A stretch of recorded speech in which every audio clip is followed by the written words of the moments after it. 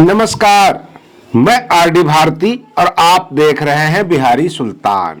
बिहार विधानसभा चुनाव में जितनी जाति उतने नेता, बड़े बड़े नेता कूद चुके हैं चुनाव प्रचार के अभियान में और बहुजन समाज पार्टी के बड़े बड़े नेता भी किसी से पीछे कम नहीं हैं।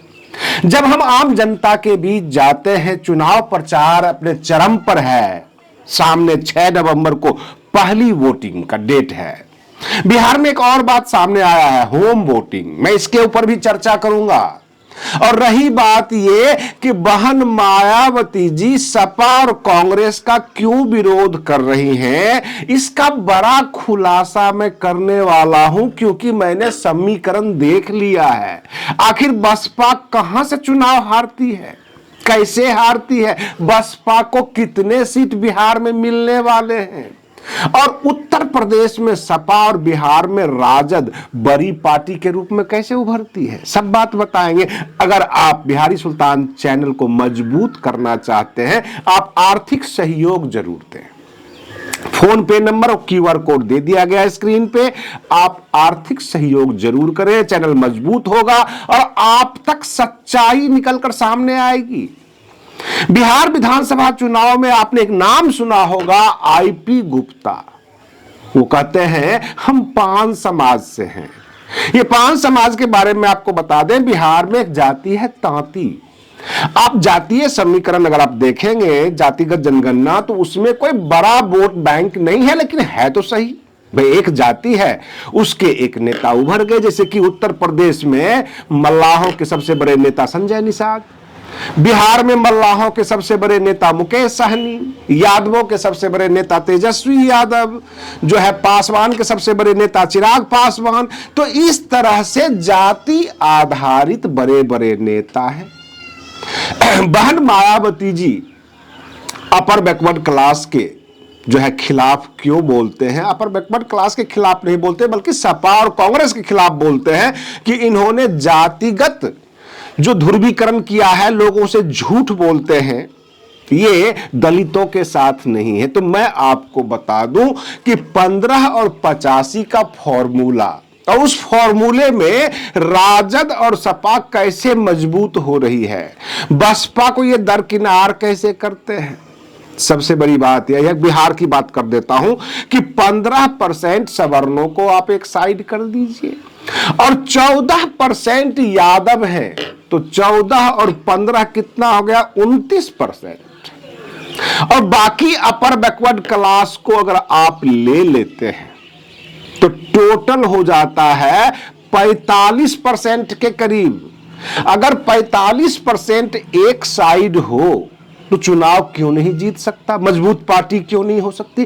क्योंकि जो यादव, कुर्मी, भूमिहार, ब्राह्मण, कास्ट, सबका रहन सहन का जो स्तर है करीब करीब ऊपर नीचे थोड़ा बहुत एक जैसा ही है।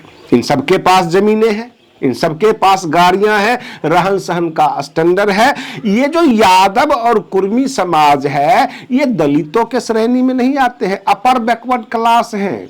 इनकी मान सम्मान, रहन सहन, दबंग सब कुछ करीब करीब बराबर है, लेकिन ये अपने आप को शूद्र कह के, ओबीसी कह के बाकी 85% वोट को बरगलाते हैं। और जब इनका काम पूरा हो जाता है 45% में ही सवर्णों को भी जोड़ लेते हैं। आपने सुना होगा दुलारचंद यादव के मामले में कई बार दुलारचंद यादव ने कहा है कि भूमिहार भी हमारे लिए वोट मांगते हैं, हमारे गाड़ी पे बैठते हैं। इसका मतलब आपका ट्यूनिंग तो अच्छा है ही। कहने का मतलब भूमिहार, यादव, कुर्मी सब तो ट्यूनिंग बिल्कुल सेट करके चलते हैं। तो क्या इस देश के एससी एसटी को बेवकूफ बनाते हैं, अपने आप को शूद्र कह के बेवकूफ बनाते हैं, जाति आधारित नेता पैदा करते हैं, उसको अपने महागठबंधन में जोड़ते हैं और पूरे 70 सालों से, हम कह सकते हैं 70 से 80 सालों से इस देश के दलितों को हाशिए पर रखा। नाम के लिए, वोट बैंक के लिए हम ये भी क्लियर कर देते हैं 15% आपको सवर्ण और 20% ले लीजिए मुसलमान, तो हो जाता है 35%, 14% यादव, तब कितना परसेंट हो जाता है? तो राजद अथवा और जो उनके घटक दल हैं SC ST के समर्थन में, सपोर्ट में, उनके जन कल्याण के लिए क्यों काम करें?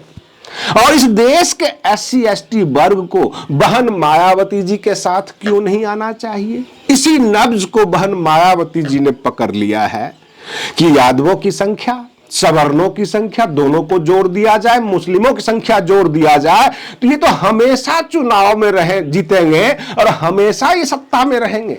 इसलिए हम यादवों पर कैसे भरोसा करें, अपर बैकवर्ड क्लास पे कैसे भरोसा करें?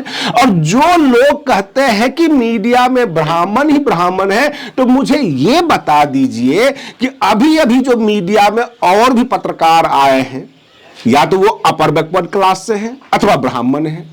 दलित पत्रकार कितने हैं? दलितों के लिए बात उठाने वाले कितने हैं? यह सबसे बड़ी समस्या है कि अगर हम सवर्ण को छांट दें, अपर बैकवर्ड क्लास को भी छांट दें, तब देखें कि मीडिया हो, न्यायपालिका हो, बाकी जगह कितने लोग हैं, तब असली आंकड़ा निकल कर आता है। सबसे बड़ी बात यह है कि हम बहुजन समाज के नेताओं के, बहुजन समाज के झुग्गी झोपड़ियों में जाते हैं, 7-8 साल से आपके बीच हैं।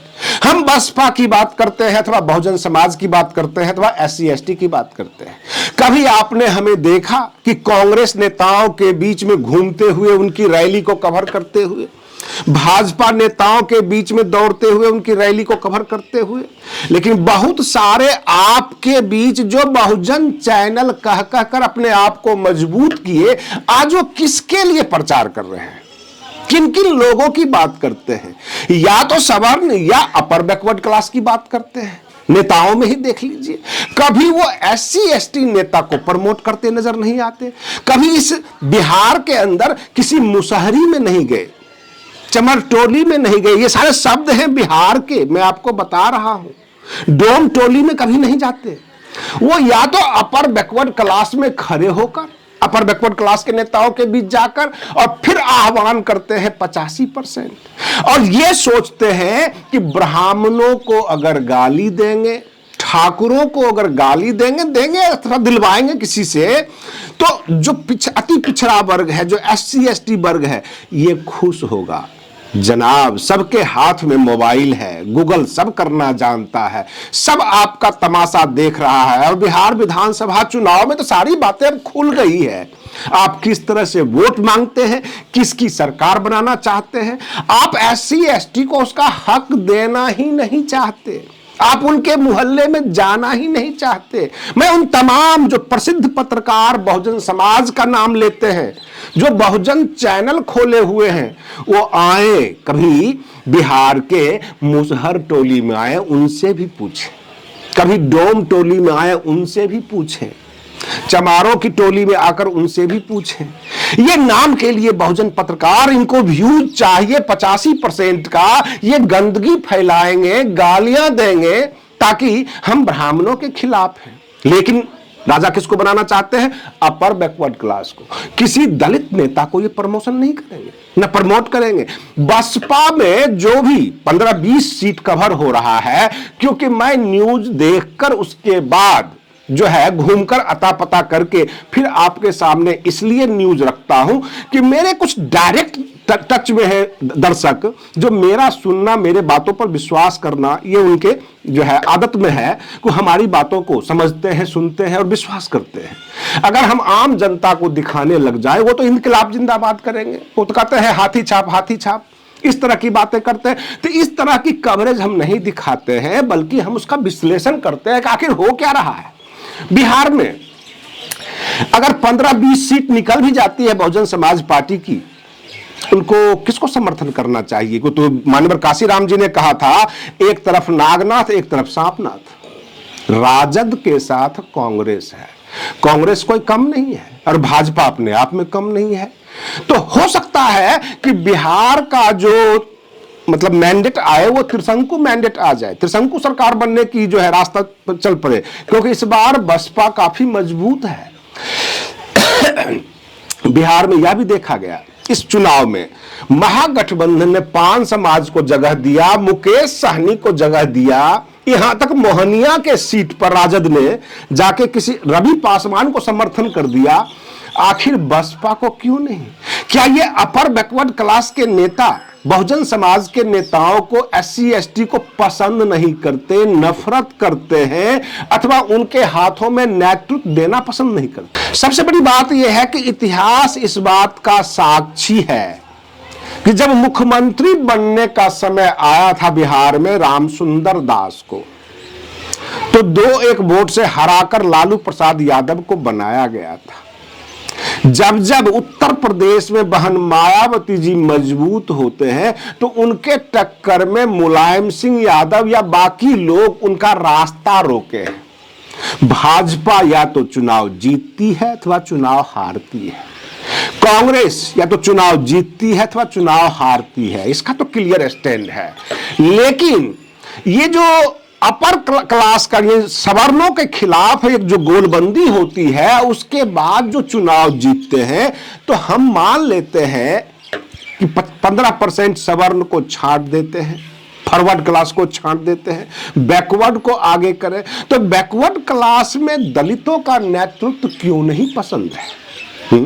हर जगह आप अपर बैकवर्ड क्लास के नेता का सपोर्ट करते हैं। घूम फिरकर जब पूरा सीन देखिए तो सवर्ण यहां भी है, सवर्ण वहां भी है, दोनों जगह।